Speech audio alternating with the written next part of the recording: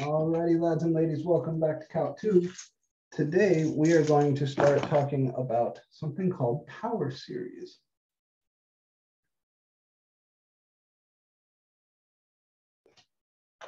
All right, sorry, I had to close the door. So, congratulations on surviving exam 2. I hope it wasn't too traumatic for you. If you are in a position where you need your test back as quickly as possible because you are trying to decide whether or not to stay in the class, that is, remember the withdrawal deadline is this Wednesday. If you're in that position where this test is the make it or break it thing for you, send me a Canvas message letting me know, and I can move your test to the top of the pile.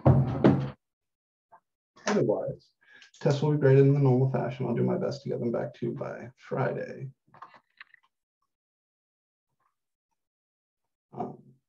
If my communication lags a little bit this week, I apologize. I've got a lot going on. We're trying to buy a house, and we finally have an offer in on a place, and they've accepted it. So there's lots and lots and lots of stuff going on. But if you need something from me, if you need the test graded more quickly than normal because you're having a hard time making that decision or anything like that, please just reach out to me. And if you don't get a quick response, don't be shy. You know, if I haven't responded and it's been 24 hours, don't be shy about hitting me again. If I see someone pinging my inbox, you know, multiple times in a week, I know I need to get to that right away. And it is the case that I'll be sort of triaging emails this week. Okay, so this is MAC2312, section number 004, which is Calc 2. And the date today is 3/21/22. Who is this? Hello. Greetings. This is So today we're going to start talking about the objects that are, for many people, the most intimidating objects in this class. Oh, a Canvas message is a little better, yeah, because that automatically puts the section number and things in the subject. Today, the objects that we're introducing and we will be playing with for the next week or so are power series. So we're going to introduce power series. The section number here is section 11.8, and that is where the bulk of your homework this week will come from, although some of it will also come from 11.9. And before I show you a definition, before we get into any of the technical stuff, I want to show you an example in Desmos. You don't need to write anything, you just watch and think along with me.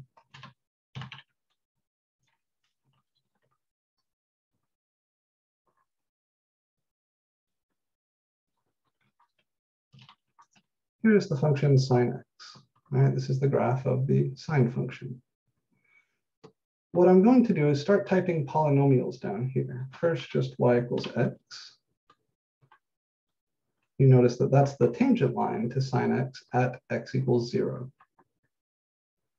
Next, I'll type y equals x minus x cubed over 3 factorial.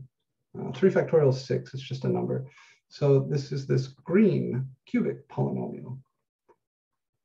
Remember in Calc 1, when you talk about linear approximation, we talk about the tangent line as being the best tool to approximate this function, the red function, near 0. So if you were to take any other line besides y equals x, it wouldn't do as good a job of staying close to the red curve, at least near 0, than any other line. This green function is the same thing, except it's the best third-degree polynomial for approximating this red function. So notice that the green sticks really close to the red, especially near 0 here. I'm going to type more and more polynomials. And what you're going to see is that each successive polynomial glues itself more tightly to the red graph. So the purple and the red are glued to each other really well at 0, right? They look almost exactly the same everywhere really near 0.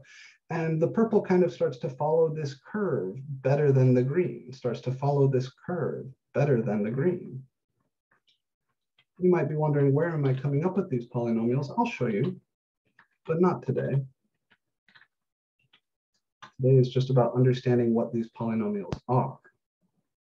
So now compare the black and the red, the black and the purple to the red. If I get rid of the purple, you see the black does a really good job of gluing itself to the red curve, again, especially near 0, but even further out, it does a better job than the purple, right? Look here at, for example, at -3. The black and red, very close to each other. The purple is kind of drifting away from the red.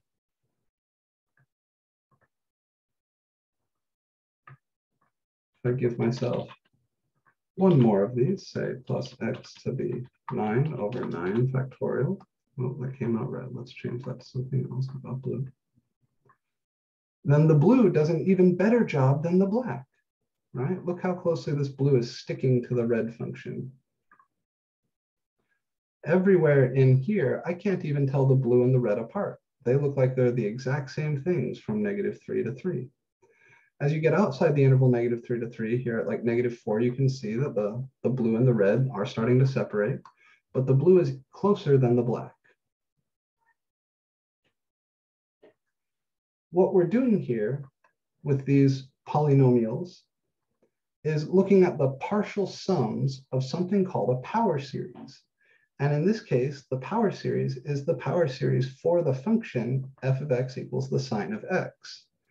So as long as we stay close to 0, these power series or these polynomials are going to stick very, very well to the graph of the red function. And the more terms you use, the better they will glue. So back here, gluing pretty well, but only really close to 0. And that was with 2 terms or out to the x cubed. We call that an order 3. Down here, I've got an order 9, right, out to the 9th power, and that's doing a much better job of sticking to the red. So those graphs are partial sums for what's called a power series. Let's define them.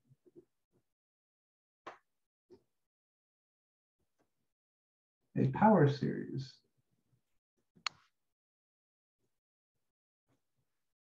is an expression of the form. I'm going to call it capital F of X. I'll generally use capital letters when we're talking about sort of arbitrary power series. I'm writing of X to emphasize that these things have the variable X in them, right? So these series no longer just have N's, they have X's as well. And what they will look like in general is sigma n from 0 to infinity. We almost always sum from 0 for power series. Very rare that you see a power series summed from somewhere else. And then inside you'll have Cn times x minus a to the n.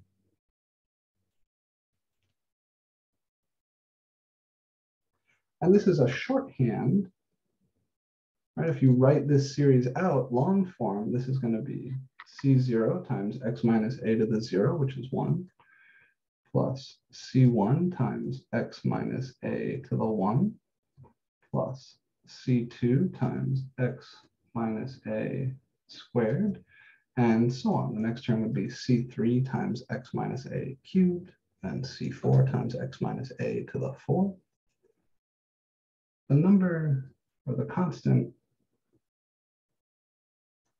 a, is called the center.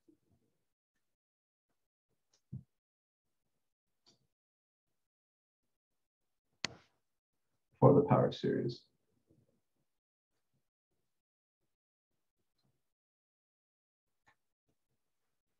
And the sequence Cn is called the sequence of coefficients.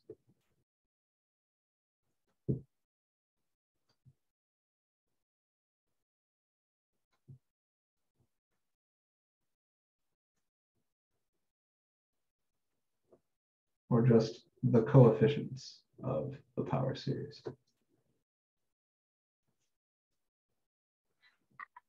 The first thing we need to do is if I give you a series, can you find the center and the coefficients?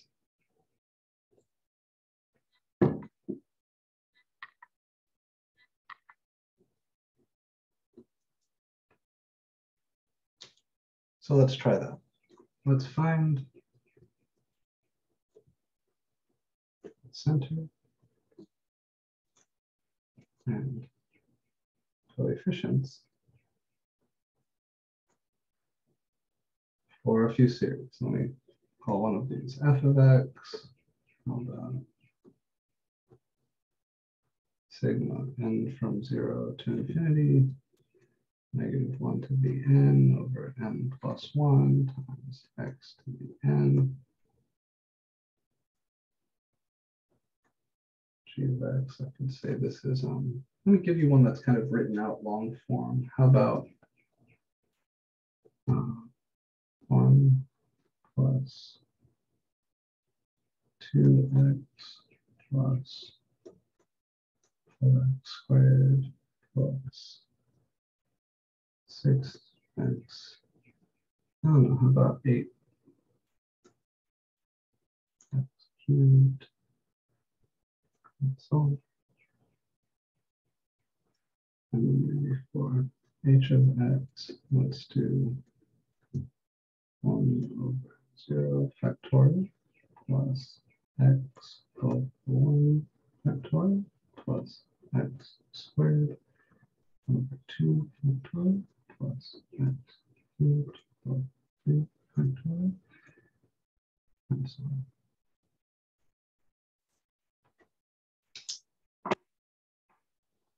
So the first one is already in sigma notation, which means finding the coefficients Cn and the center A is just a matter of like matching up pieces.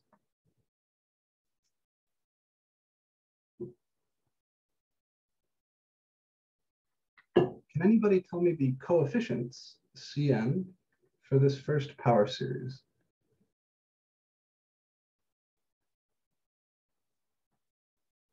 We want to just match up the pieces with the definition. So the Cn, that's this stuff. And then the center is the number in here that's being subtracted from x before you raise it to the n.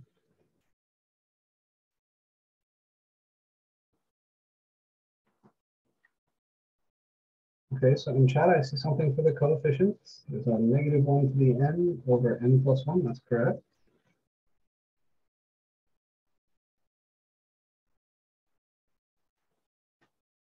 So the coefficients, Cn here, -1 to the n over n plus 1, very good.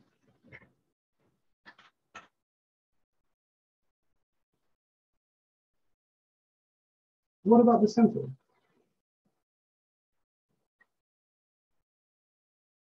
Very good. X to the n is the same as x minus 0 to the n. So sometimes you'll have to think about this just a little bit. So the center A is 0.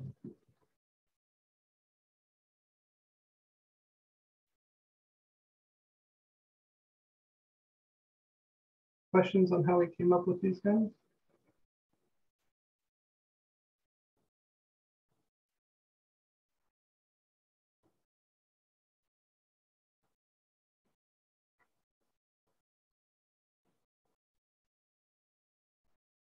The center is important because if you think back to this picture,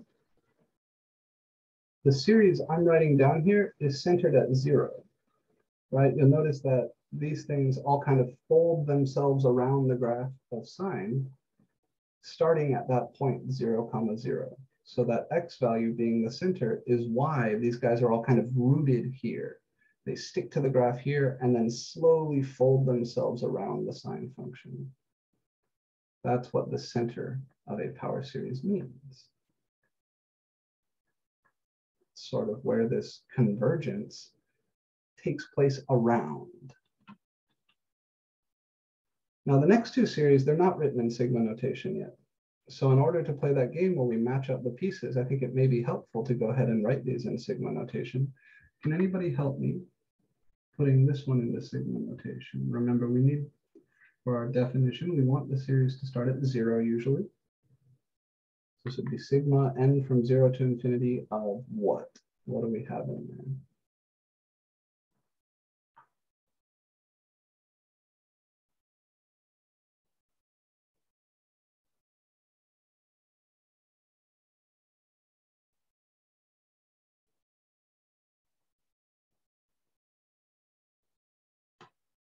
Well, I see here a 1, and then a 2, and then a 4, and then an 8.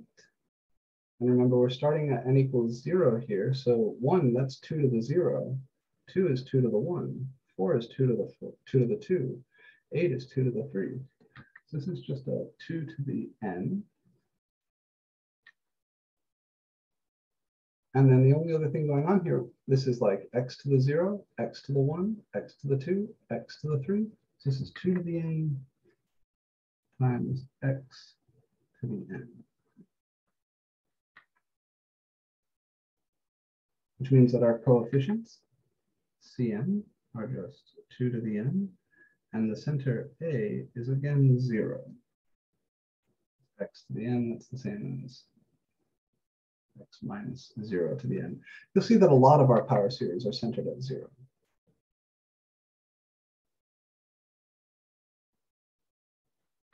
And for this last example, same thing. We want to put it into sigma notation, summing from 0 to infinity.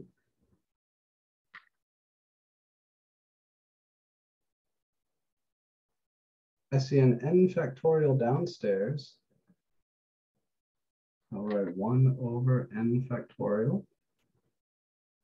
And then this is x to the 0, x to the 1, x to the 2, x to the 3. So this is just x to the n. So the Cn here, 1 over n factorial. And the center again is 0.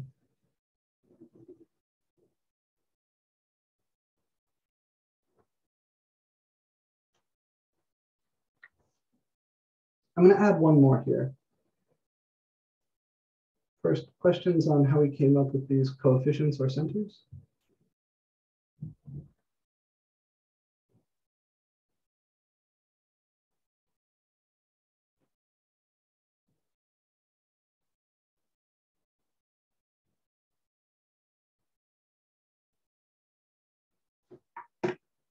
All right, let me slap one more on here. Call it I of x. Why not? And we can have this be something like sigma n from 0 to infinity, negative 1 to the n, 2n plus 1 factorial times x minus 1. Actually, let's make it an x plus 1 time. How about that?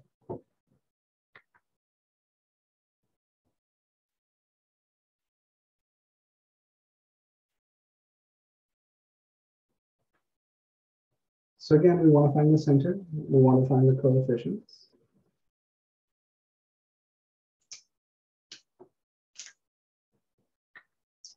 What are the coefficients, Cn, for this power series at the bottom?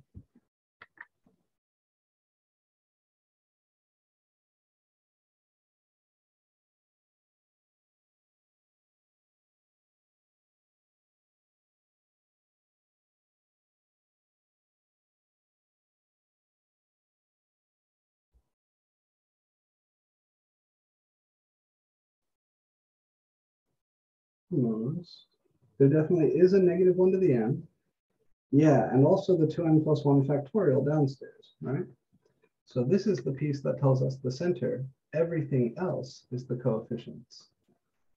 So Cn here, negative 1 to the n over parentheses 2n plus 1 factorial.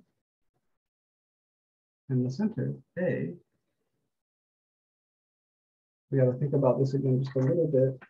Look at the definition. Remember, there's a minus sign built into the definition of the power series. So x minus a to the n. Here I have x plus 1 to the n. Kind of think back to the vertex form of a parabola or completing the square in conic sections. to find like the center of a circle or an ellipse. This is like x minus -1.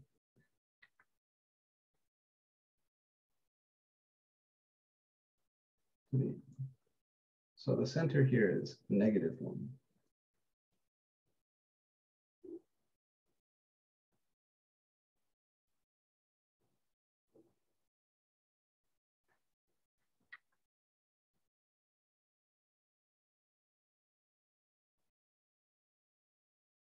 Okay.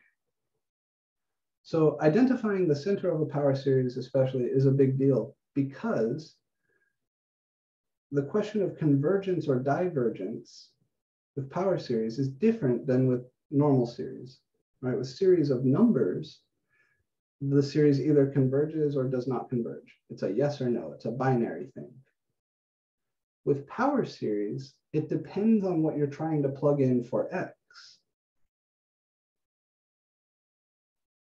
I'll say that again.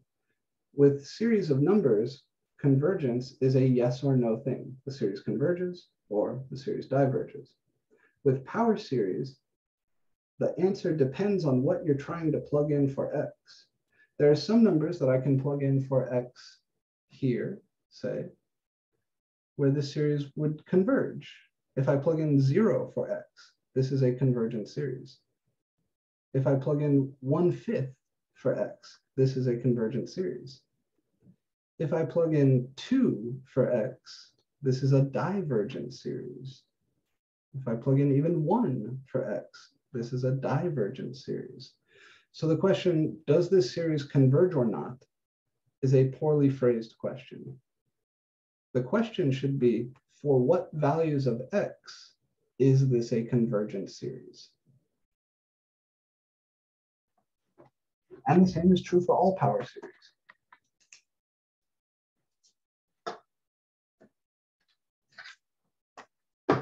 Chair is a little low. I was wondering why I'm uncomfortable. All right. So convergence of power series.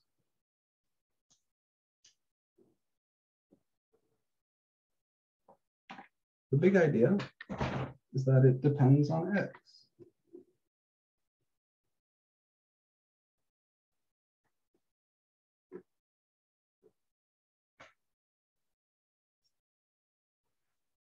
Just to get thinking about this, the example here, the series, the power series, we call it h of x equals sigma n from 0 to infinity, 2 to the n, x to the n, converges if we plug x equals 0 or x equals 1/4. Right? If I plug in x equals 0, then I get sigma n from 0 to infinity, 2 to the n times 0 to the n, which is just sigma n from 0 to infinity 0. Here, I would get sigma n from 0 to infinity 2 to the n times 1/4 to the n, which is sigma n from 0 to infinity 2 to the n times 1/4 to the n is the same as 2 times 1/4 all to the n. That's 1/2 to the n.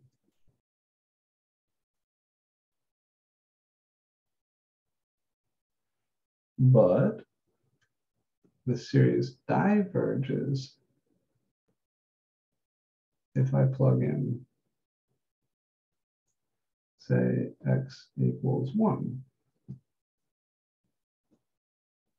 Right? Because then what do you get? You've got sigma n from 0 to infinity 2 to the n times 1 to the n, which is just sigma n from 0 to infinity 2 to the n. Right, so sigma of 0, this definitely converges, right? All the terms I'm adding up are 0. sigma 1/2 to the n, that's a convergent geometric series, right? The common ratio there is 1/2, and that has an absolute value less than 1. So this guy is convergent. But when we plug in 1 for x, we get sigma 2 to the n, and this is a divergent series, right? This is also geometric here. Absolute value of r is 2. Absolute value of r here was 1/2. Absolute value of r here was 0. So whether a power series converges or diverges depends on what you're trying to plug in for x. So the question for power series, the appropriate question for power series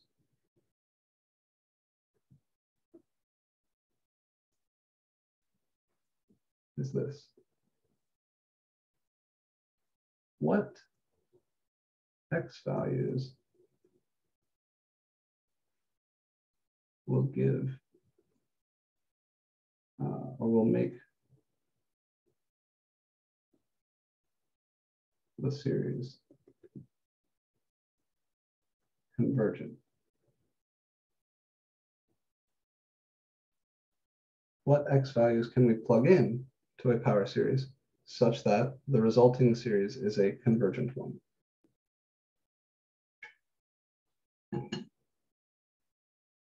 This set of x values is called the interval of convergence.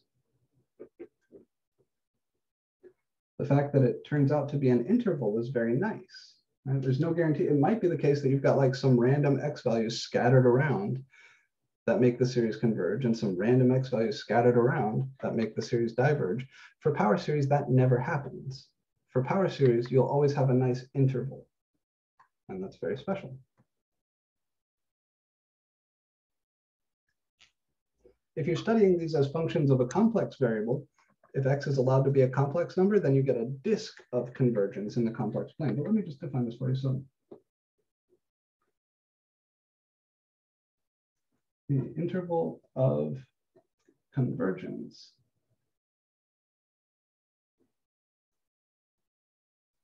for a power series is the set of all x values we can plug into that series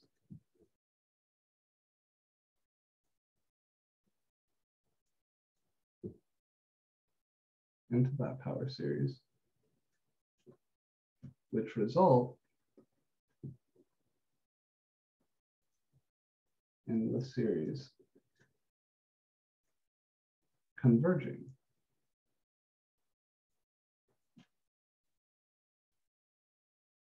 Right? So in the example we were just looking at, 0 would be in the IOC. 0 would be in the interval of convergence, because when I plug in x equals 0, I get a convergent series. 1/4 would be in the interval of convergence, because when I plug 1/4 in for x, right, like we did here, when I plug 1/4 in for x, the result is a convergent series, right? It's a geometric series, common ratio 1/2. 1, the number x equals 1 would not be in the interval of convergence for this series, because when you plug in 1 for x, right, when I plug in a 1 here, I get this guy, which is this guy, which is divergent. So the interval of convergence is the set of all x values we can plug into the power series, which yield a convergent series. This is abbreviated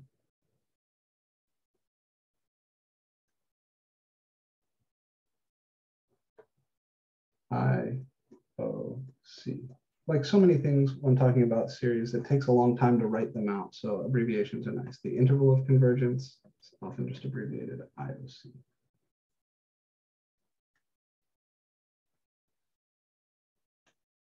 It is a fact,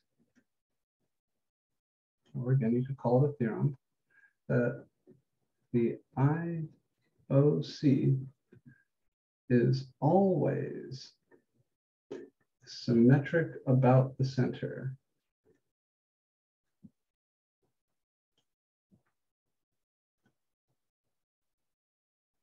That number A.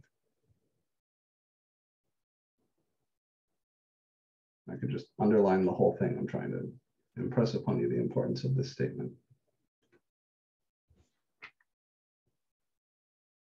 The interval of convergence is always an interval that is symmetric about the number a. That's why we call a the center. And like I said, when you're studying these things in complex analysis, you get a disk of convergence. So that center is the center of a disk. In fact, the IOC will always be one of the following.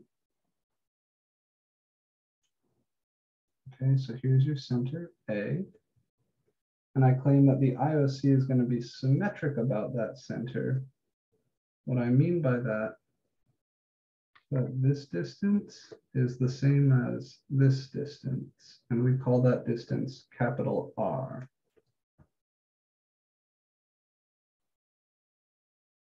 So over here, this endpoint would be A minus R, and over here, this endpoint would be A plus R.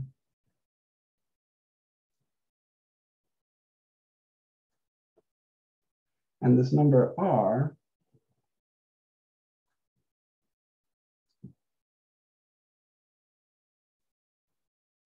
which is always greater than or equal to 0, is called the radius of convergence.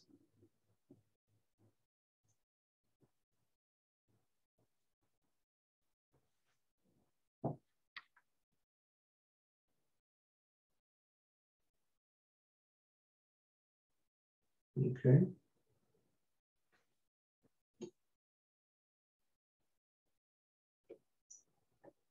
So your main task in section 11.8 is going to be this. I give you a power series. I ask you, what's the center? What are the coefficients?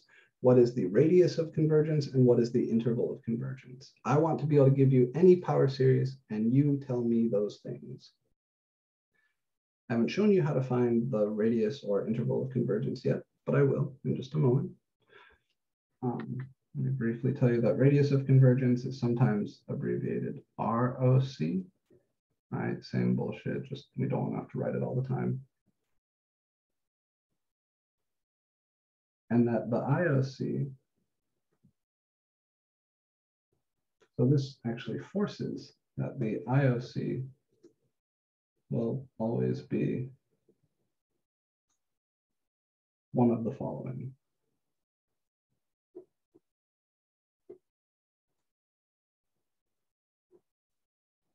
Either the open interval from A minus R to A plus R, the left closed right open interval from A minus R to A plus R, the left open right closed interval from A minus R to A plus R, or the fully closed interval from A minus R to A plus R.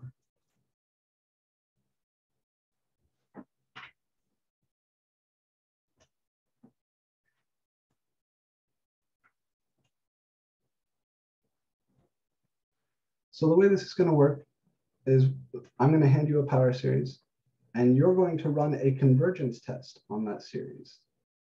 A nice convergence test, a very mechanical convergence test, which as its output gives you an interval.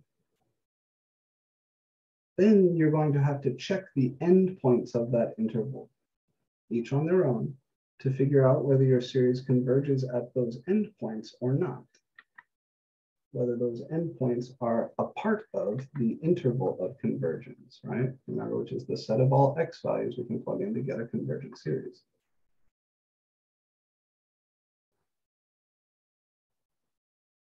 Okay.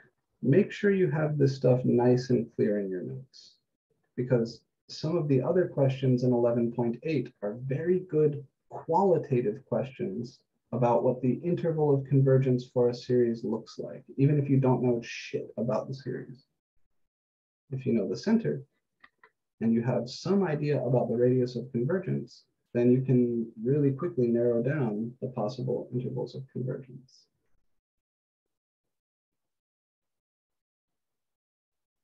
Questions on this definition or the resulting fact?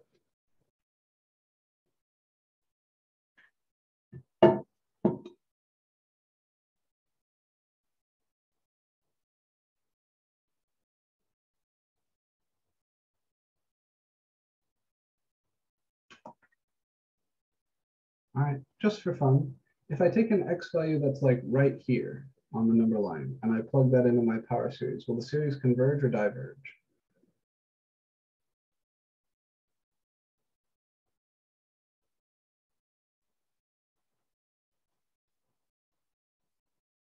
Take something from the interior of this interval. Good. If I take a number from the interior of the interval, the series is guaranteed to converge. What if I take something out here?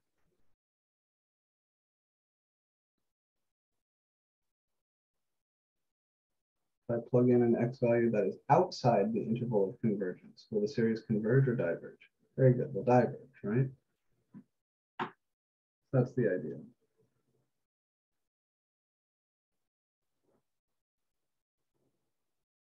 Here's your center, A. Here's your endpoint, A plus R and A minus R. If you take anything from the center here, sorry, anything from the interior here, plug anything in here, series converges. And anything in here, the series converges. If you plug in something from out here, the series will diverge.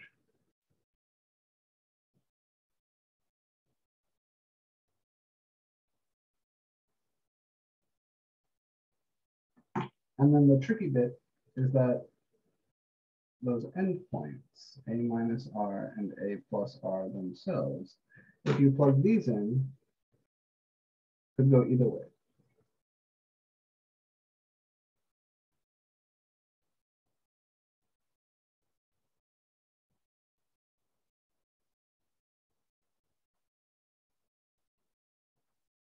And generally your task is to figure out exactly what is this interval.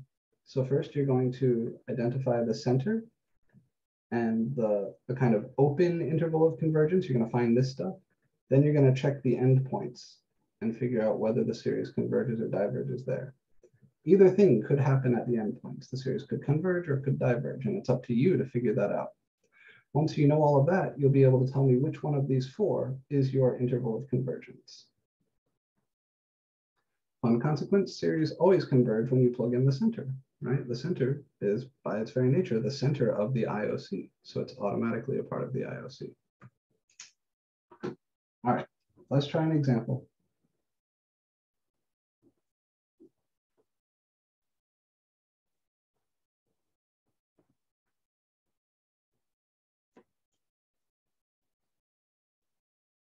Let's do the one we were playing with a second ago, sigma n from 0 to infinity, 2 to the n, x to the n. Let's find the exact IOC and ROC for this guy.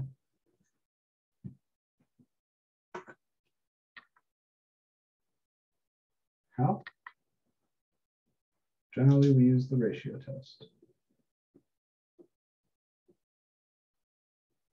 Now, it's true that this series is actually a geometric series. We could do it a little bit faster, but I want to show you the standard approach. So this is how these problems go in general.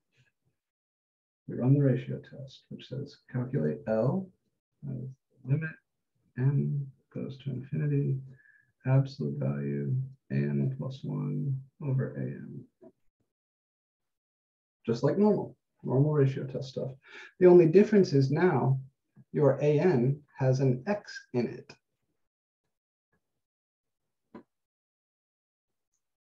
So this is going to be lim n to infinity. Absolute value of an plus 1 is 2 to the n plus 1 times x to the n plus 1. And an is 2 to the n times x to the n. You probably noticed that in a lot of your ratio test problems so far, you've been able to ignore the absolute values a little bit, right? Like if the series has a negative in it, that just goes away. And if the series doesn't have a negative in it, then the absolute values really aren't meaningful. No longer is that the case, right? Here, x is a variable. It could be positive, it could be negative. So the absolute values are really important, and you need to handle them with that gravitas that they demand.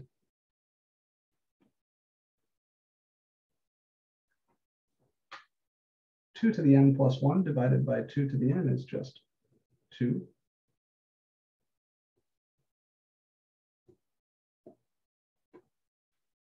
X to the n plus 1 divided by x to the n is just x.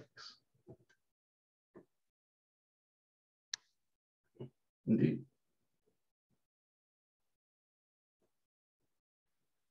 And this is lim n to infinity, absolute value of 2 times the absolute value of x. So one of our rules, algebra rules for absolute value, and you need to remember this, the absolute value of a product is the product of the absolute values. We've used this a few times in the past, but we're going to be using it a lot now.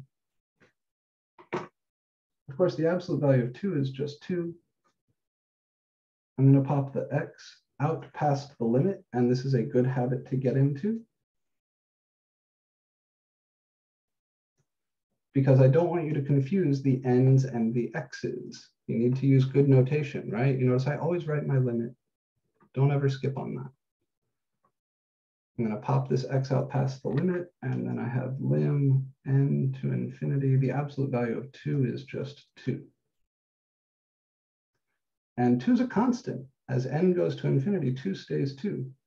So we get the absolute value of x times 2.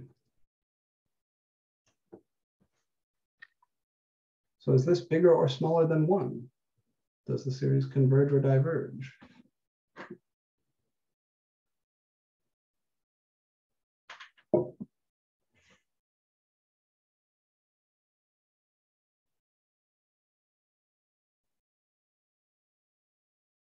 It's a slightly cheeky question, but I want to see if you guys can get here with me. So remember the ratio test says you calculate L. If L is smaller than 1, the series converges absolutely. If L is bigger than 1, the series diverges. Here we got L equals absolute value of x times 2. And my question is this L, so what we found here is, I'll write it as 2 times the absolute value of x.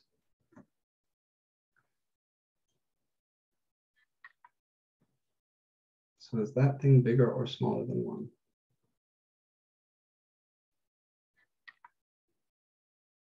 The answer is, it depends on x. It depends on x, right? If x is equal to 0, then this is 0. So the series converges.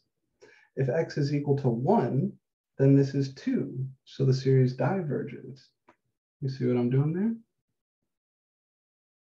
So to find where the series converges,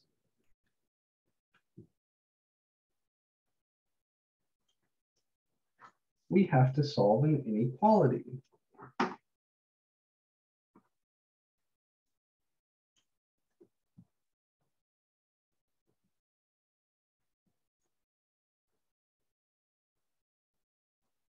We have to solve the inequality, capital L is less than 1.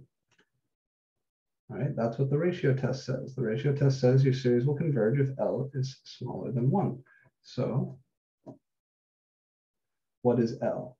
L is 2 times the absolute value of x.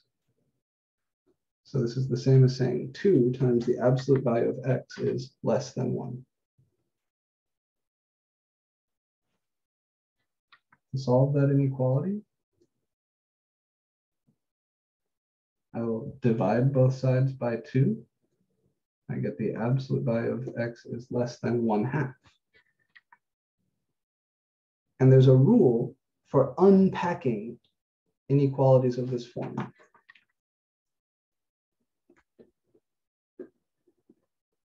The absolute value of some stuff is less than a constant C means negative C is less than that stuff is less than positive C.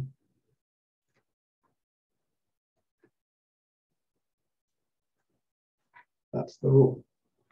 So if I want to solve this inequality, absolute value of X is less than 1/2, I follow this rule to unpack that inequality as the compound statement.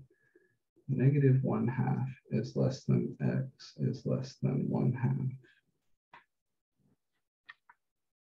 These are the endpoints for your IOC. So after you've solved this inequality, you get X is between negative 1/2 and 1/2. Your center here is 0.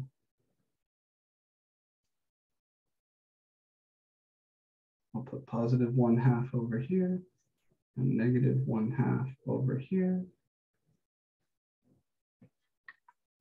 So I know if I take any X value that's between these two and plug it into my series, I will get a convergent series, right? Like 1/4. We talked about plugging in 1/4. That gave us a convergent series. Negative 1/3. If you plugged in negative 1/3, that would give you a convergent series, because all of those values will make L from the ratio test smaller than 1. The question is, what happens at the endpoints? I know my radius of convergence. That's this distance, the distance from the endpoint to the center. And it could be either endpoint because these intervals are always symmetric. My radius of convergence here must be 1/2, that distance. And we need to check the endpoints, right? Because I don't know whether it's the open interval from negative 1/2 to 1/2, the closed interval from negative 1/2 to 1/2, or one of these two half open, half closed intervals. So we test the endpoints.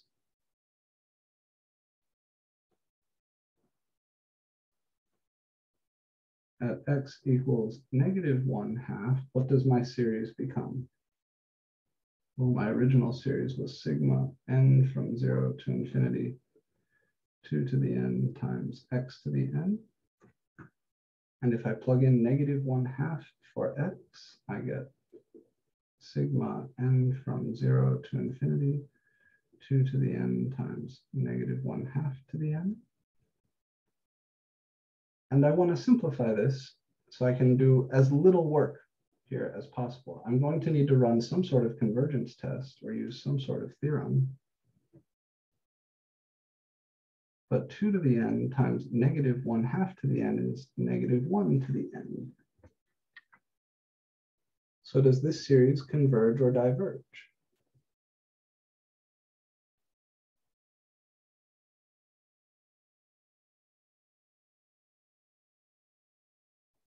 Good, the series diverges. Why?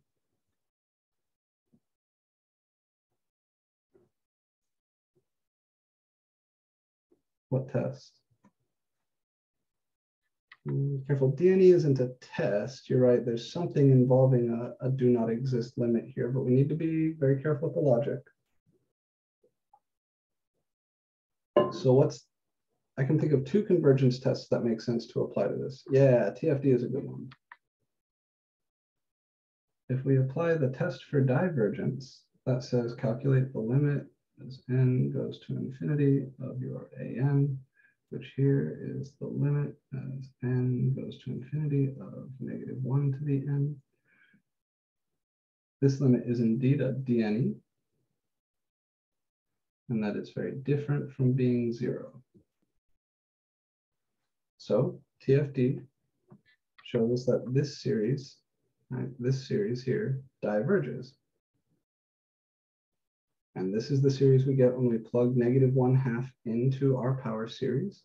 All right, that's how we got that. Take my power series, plug in negative 1/2 for x.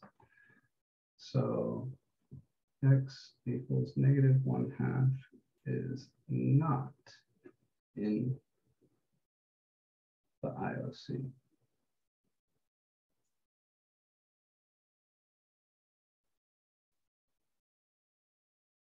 In other words, we're going to have a parentheses on the left side of the IOC. Let's check the right side. At x equals +1/2, my series, sigma n from 0 to infinity, 2 to the n, x to the n, is equal to sigma n from 0 to infinity, 2 to the n times +1/2 to the n. And when you put 2 to the n times 1/2 to the n, you get +1 to the n, which is just sigma n from 0 to infinity of 1. Right? This series is 1 plus 1 plus 1 plus 1 plus 1 plus 1 plus 1 plus 1, on and on forever. So does this series converge or diverge?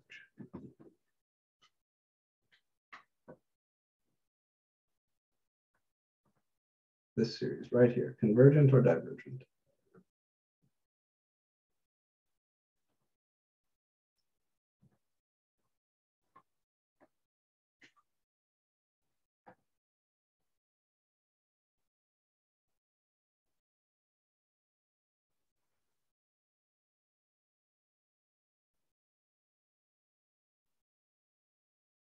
So good, correct.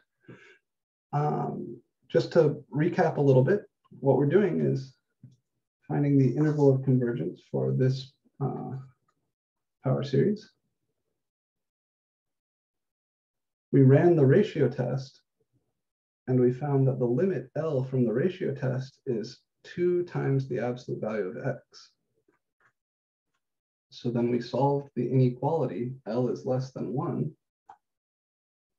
And we found that if x is strictly between -1/2 and +1/2, that is, if x comes from the interior of this interval, anywhere in here, if you plug any of these x values into my series will converge, right? Remember what we said before, convergent in here, divergent out here. But then at the endpoints, we don't know. Basically, the endpoints are the numbers that if you plug them in for x, here, the ratio test is inconclusive, right? If you plug 1/2 in here, L is going to be equal to 2 times 1/2, that's 1. So the ratio test is inconclusive at these endpoints. So we need to test them separately. And that's what I'm doing down here. So because those endpoints give me 1 in the ratio test limit, I got to do something other than the ratio test for those guys. So if I go ahead and just plug in the -1/2, I can see right away, oh, this series, this is a divergent series. The ratio test missed it, but I see it when I plug it in because I've got other tests like TFD.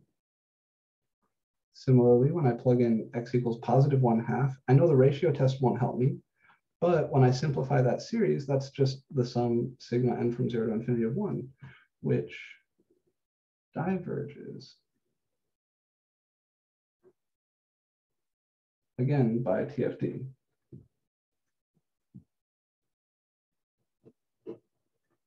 Right, if I set up my TFD limit here, that's lim n to infinity of an is lim n to infinity of 1, and that's 1, which is not 0. Yes, it can be hard to see which test to use. That was the last thing we talked about before exam 2, right? That on our review day. Revisit section 11.7. If you're having a hard time spotting the test, go back in the book to 11.7 and try to follow their guidelines. What I find really helpful is kind of coming up with your own guidelines, but start with theirs, right? So start with these rules from section 11.7, and that will help you develop the skill, figuring out which test to use. All right, so my series diverges when I plug in -1/2, so -1/2 is not my IOC. We just learned that my series diverges when I plug in +1/2, so x equals +1/2 is also not in the IOC. And there were 4 possibilities for the IOC. So the IOC had to be one of -1/2 to 1/2, or closed -1/2 to 1/2 on the left, or open on the left, closed on the right, or closed everywhere.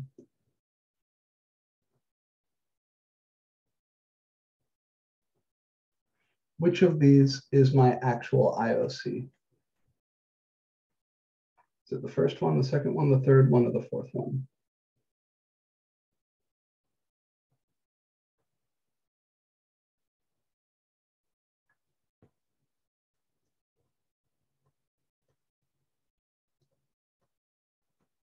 Good, it's the first one, right? This one includes -1/2 and does not include 1/2. But I know that my series diverges when I plug in -1/2. So -1/2 should not be in the IOC. It can't be this one because this one includes, the bracket includes +1/2. And I know that when I plug in +1/2, my series diverges. So it can't be one that has a bracket on the left endpoint, can't be one that has a bracket on the right endpoint, definitely can't be this one because that has both. So it's got to be this guy.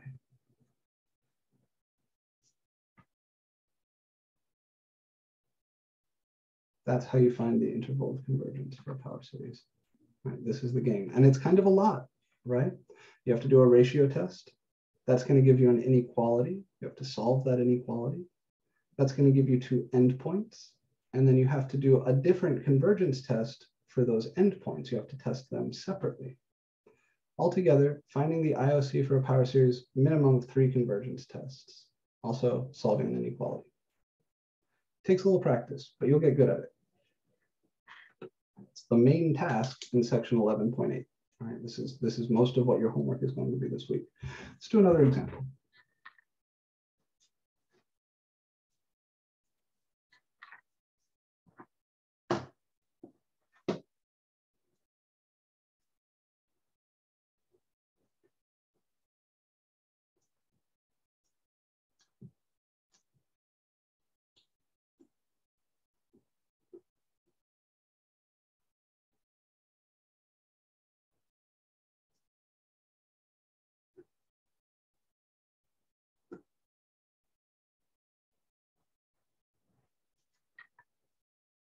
Here's a power series.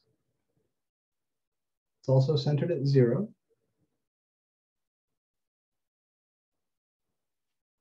It's nice to go ahead and note that, right? I'll write out the first few terms even. So when n is 0, you get 1/1 times x to the 0, that's 1. And then when n is 1, you get -1/2 x, and then plus 1/3 x squared, minus 1/4 x cubed, and so on. The center A is the number 0. The coefficients are a -1 to the n over n plus 1. I don't really care about that right now. I want to find the ROC and the IOC. That means it's ratio test time, baby.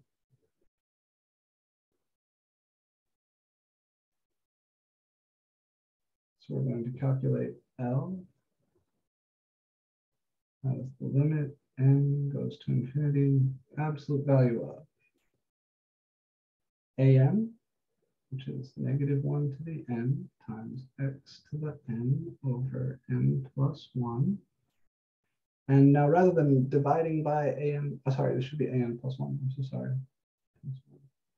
Plus 1. And this will be n plus 1 plus 1 is n plus 2. We're going to divide by an, which is the same as multiplying by the reciprocal of an. So this is going to be n plus 1 divided by -1 to the n, x to the n.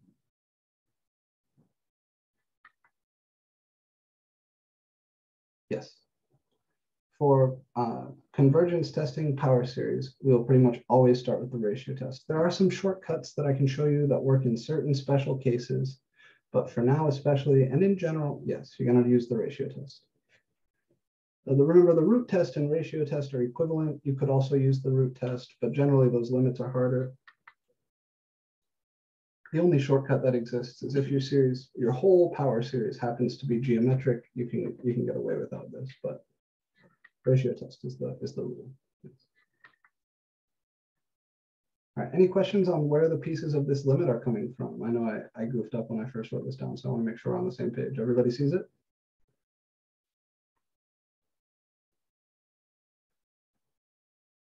So this is an plus 1. This whole thing here. And this is 1 over an. So remember, ratio test says take the limit of the absolute value of an plus 1 divided by an.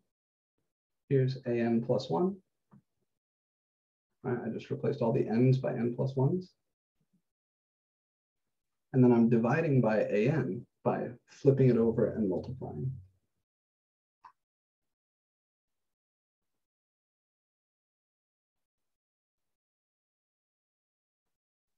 So this is our an, the whole thing, involving the x's and all of it.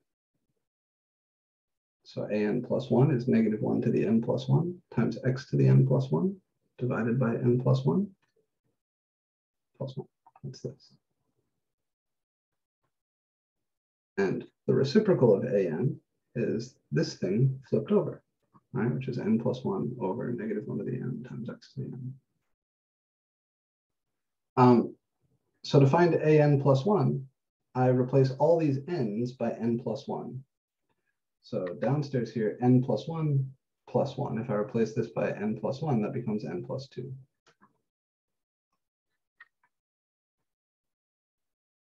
You can think of it like,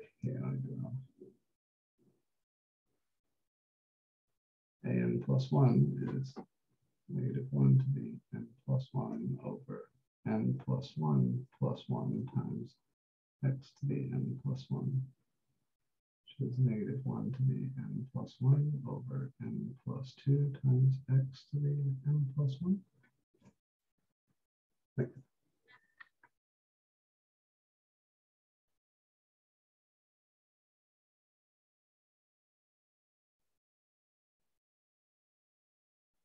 And then I just put this x upstairs in the fraction. That's the same thing.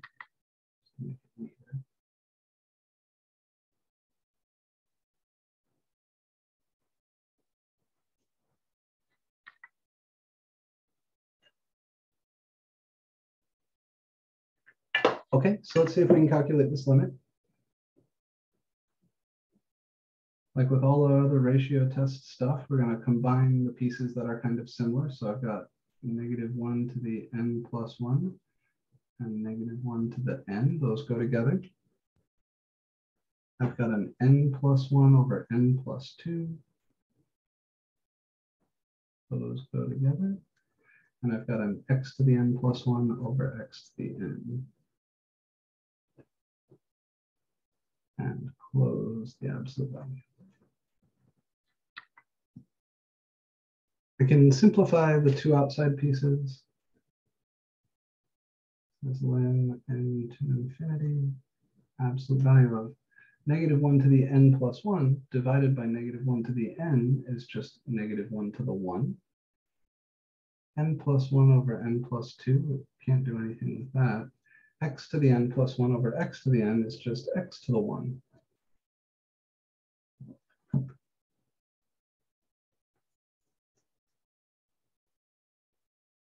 And then that same rule for absolute values that I used last time.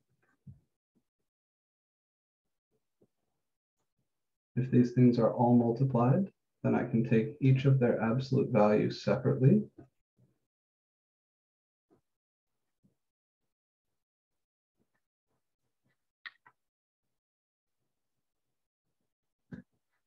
The absolute value of negative 1 is just 1. So this piece is going to go away. this piece is a constant with respect to the limit. So he can pop out, and I'll have absolute value of x times limit as n goes to infinity. N plus 1 is positive, n plus 2 is positive, so the absolute values there go away. But you see the absolute value around the x, he hasn't gone away, and it's very important that you maintain that. What is this limit? I've got the absolute value of x times what? What is the limit as n goes to infinity of n plus 1 over n plus 2? Good, this limit is 1. You can get there by L'Hopital's rule, right? The top and bottom both go to infinity, so you could L'Hopital this once, or you could divide top and bottom by n. That would give you 1 plus 1 over n divided by 1 plus 2 over n, and both the 1 over n and 2 over n go to 0. However you do it, you get 1 out for this limit. So L here is just going to be the absolute value of x.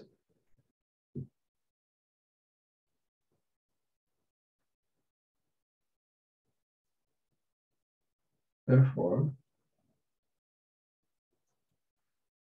our power series converges absolutely, provided L is less than 1, which is equivalent to absolute value of x is less than 1, because L is the absolute value of x. Following the second red rule from the previous page, I can unpack this inequality as -1 is less than x is less than 1. So the endpoints for my IOC are -1 and 1. The center, remember earlier we said is 0. Here's 1. Here's -1. So if I plug in an x value from anywhere inside this interval, my series is guaranteed to converge absolutely. Converges in here, diverges for x values out here. But what about at the endpoints? It is nice at this stage to stop and say my radius of convergence is 1. Because that was part of what we asked for, right? We asked what's the ROC? So here it is. The ROC is always the distance from the center to one of the endpoints. And then the last thing we got to do is test those endpoints. So we can say our IOC must be one of either the open interval -1 to 1, left closed, right open interval -1 to 1, left open, right closed, or fully closed. All of these are possible, by the way. There are plenty of series that have half-closed IOCs, fully closed IOCs, and open IOCs. All of these happen. Let's see which one we have here.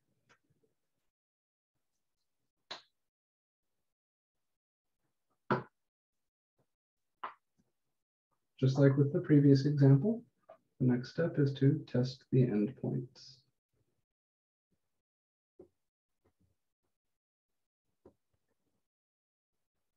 So we run the ratio test, solve the inequality, then test the endpoints.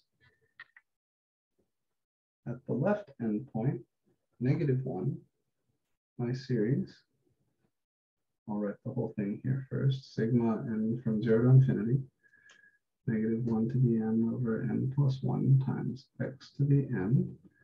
If I plug in -1 for x here, I get sigma n from 0 to infinity, -1 to the n over n plus 1 times -1 to the n.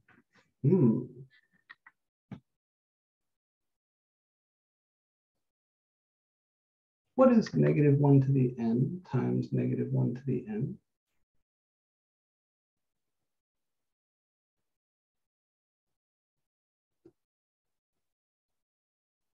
Good. Yeah, this is negative 1 to the 2n divided by n plus 1. Okay. And negative 1 to the 2n, what is that?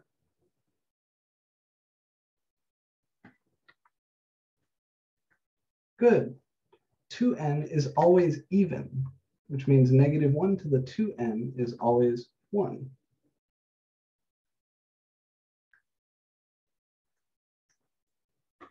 So the series we're looking at here is actually sigma n from 0 to infinity, 1 over n plus 1.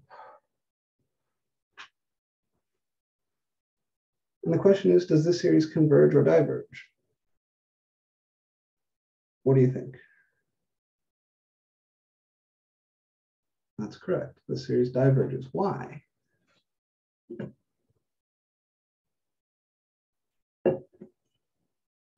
Yeah, good. We can do a limit comparison test against a p-series. That's a good answer.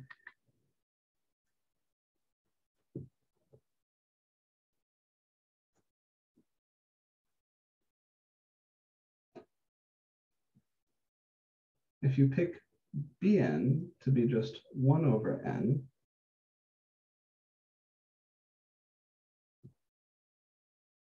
then C, here's my limit comparison test, lim n to infinity an over Bn is going to be lim n to infinity 1 over n plus 1 divided by 1 over n, like this.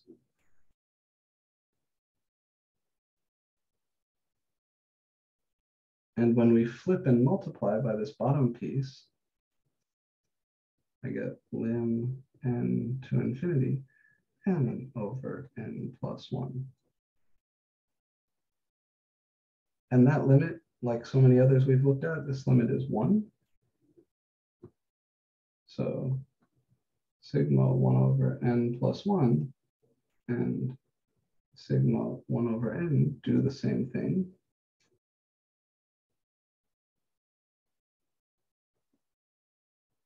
Right, because that limit was positive and finite. Since sigma 1 over n is divergent, that's a p-series with p equal to 1, which is less than or equal to 1. The series sigma 1 over n plus 1 also diverges.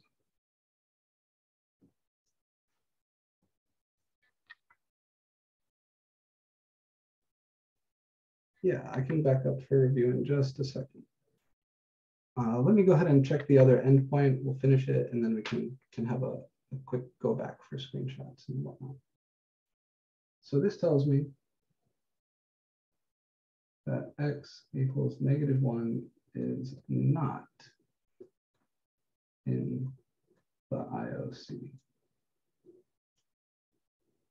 That's what we've just discovered here. Right? When you plug in -1, we get a divergent series. The specific work is here. It's the limit comparison work.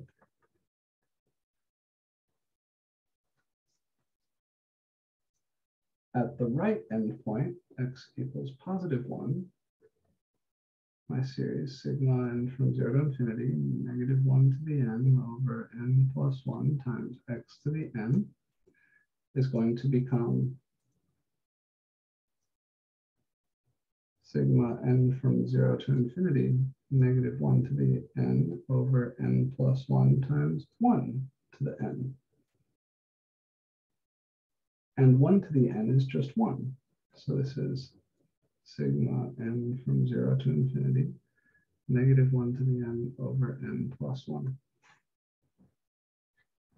What do we think about this guy? Convergent or divergent?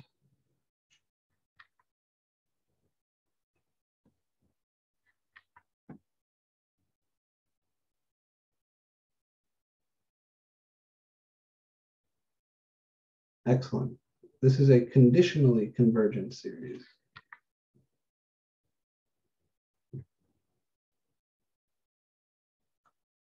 This converges,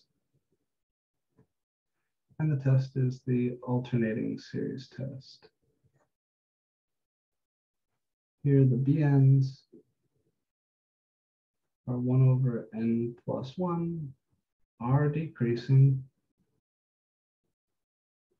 I'm not going to show all the work. You can do it with the inequality, or you could do it with the derivative. And to the limit, as n goes to infinity of the BNs, is the limit as n goes to infinity of 1 over n plus 1, which is 1 over infinity, which is 0. So we are decreasing with limit 0, which means the alternating series here converges. And this tells me that x equals positive 1 is in the IOC. So what's my interval of convergence?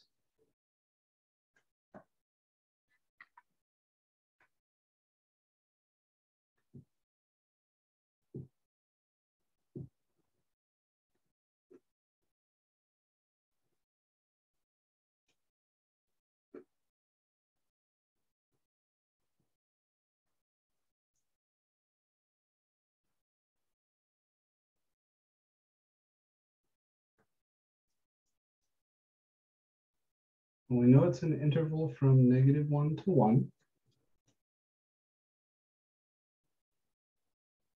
because those are the endpoints. We know that -1 is not in the IOC, so parentheses here. We know that positive 1 is in the IOC, so we include him with a bracket. And that is your bonus.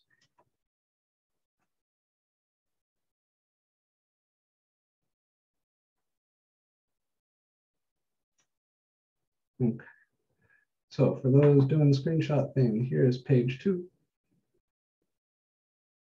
And then I'll go back to page 1 in just a moment.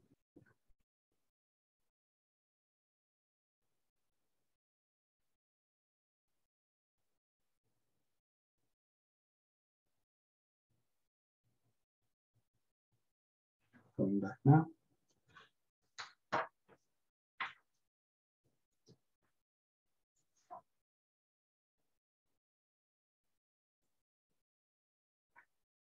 Let's see, might need 2 screen caps to get this whole thing. Here's the first part. Here's the second part.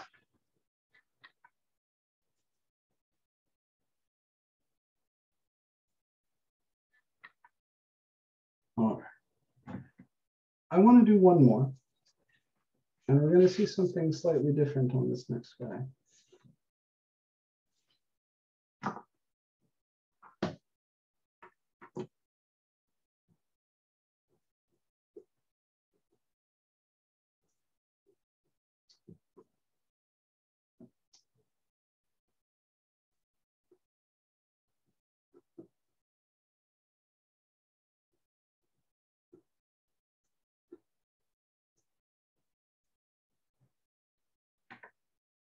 X to the n over n factorial is what we are summing here. The center is again 0. And if you want a feel for what the first few terms are, this is 1 plus x squared over 2 plus x cubed over 6, and so on. This is actually a very famous power series that you're going to become well acquainted with. This is the power series for e to the x, but we don't know that yet. We just want to find the interval and radius of convergence. So we got to begin with the ratio test.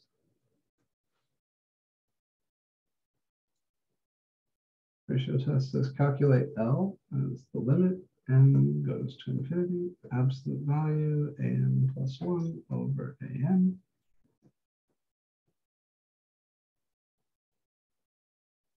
I'll do the same thing I did last time where I write an plus 1, and then I'm going to flip and multiply by an. So an plus 1, that's x to the n plus 1 divided by parentheses n plus 1 factorial. That's my numerator, an plus 1. And then I'm going to flip and multiply in order to divide by this an. And that means I'm multiplying by n factorial over x to the n.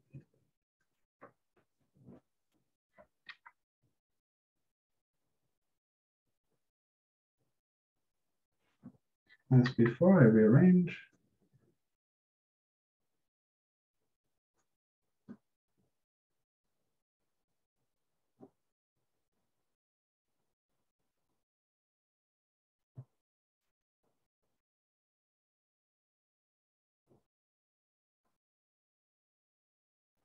And I'm going to simplify each of those guys. X to the n plus 1 divided by x to the n is just x. And for the factorials, I'll write them out. N factorial is n times n minus 1 all the way down to 3 times 2 times 1.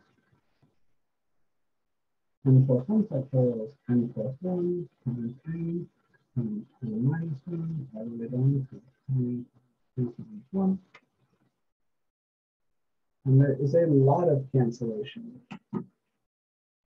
This whole top cancels with all of these terms here. I'm left with when n to infinity, absolute value of x times 1 over n plus 1.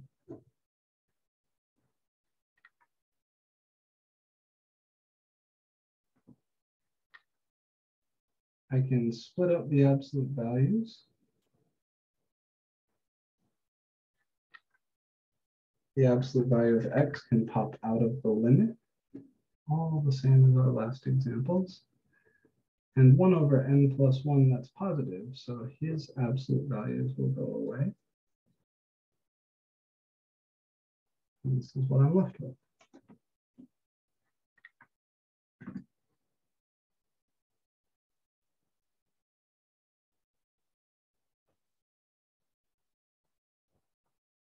All right, so just regrouping terms, simplify this to x, simplify this by writing out, cancel, you get this. Pop this absolute value of x outside the limit. Here he is. 1 over n plus 1 is left over inside. The absolute values go away because, of course, n plus 1 is positive. What is this limit?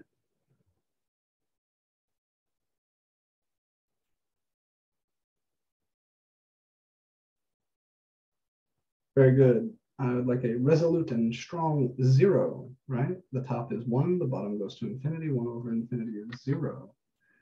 So this is the absolute value of x times 0. Well, what's the next step? The next step is to solve the inequality L is less than 1. Well, L is less than 1 if and only if the absolute value of x times 0 is less than 1. Well, this thing is L. For what values of x is this true?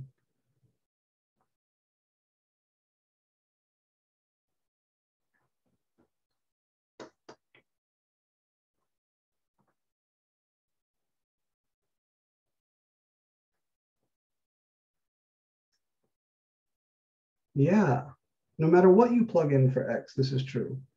Plug in 0 for x. Okay, 0 times 0, is that less than 1? Yep. Plug in 1 for x.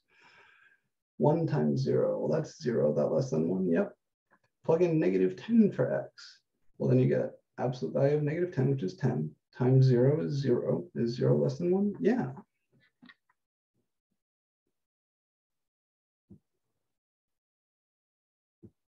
This is true for all real numbers. X.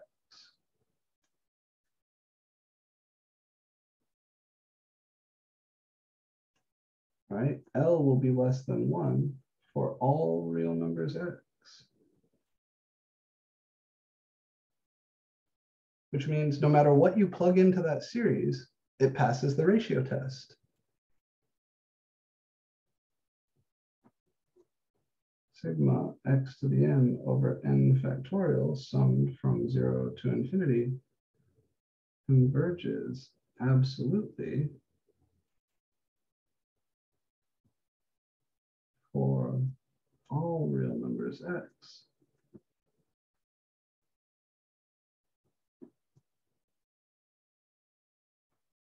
i.e., that is,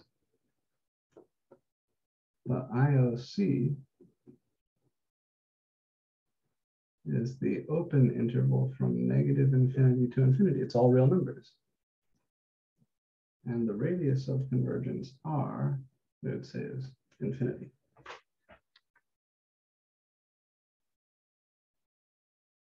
So this is a sort of special case. And there are actually a lot of series that do this. The series for e to the x is the one we're looking at now. Sine and cosine also have power series which converge everywhere, right, for all real numbers. And we'll see a handful of other examples as we dig deeper into chapter 11. This is where I'm going to end for today. Practice this homework as quick as you can. Practice it before Wednesday, because on Wednesday, we're going to start down an entirely new path. I want to preview for you what it is we're going to do very, very briefly here. Next time,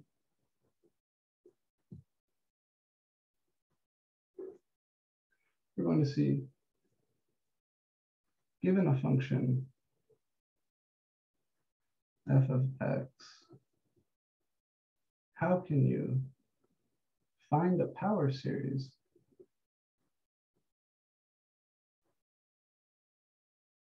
which converges